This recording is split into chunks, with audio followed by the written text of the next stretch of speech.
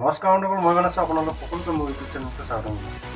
বন্ধুসকল, আজি আমি ভাৰতৰ কোন ক'ত কেতিয়া প্ৰথম হয় বন্ধুসকল প্ৰথম ভাৰতত কোন ক'ত কেতিয়া এই বিষয়ত আজি ভিডিঅ'টো আলোচনা কৰিম।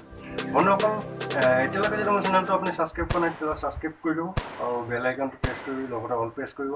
লগতে ভিডিঅ'টো যদি ভাল লাগে এটা লাইক কৰিব। আহক পলম কৰি ভিডিঅ'টো আৰম্ভ কৰোঁ। বন্ধুসকল, ভাৰতত প্ৰথম ছপাখানা স্থাপিত হৈছিলে 1772 চনত মাদ্ৰাছত। ভাৰতৰ প্ৰথম college Fort William college, Kolkata. ভাৰতৰ প্ৰথম মহিলা কলেজ বেথুন কলেজ, কলকাতা। বন্ধুসকল, ভাৰতৰ প্ৰথম কৃত্ৰিম উপগ্ৰহটো হ'ল আৰ্যভট্ট।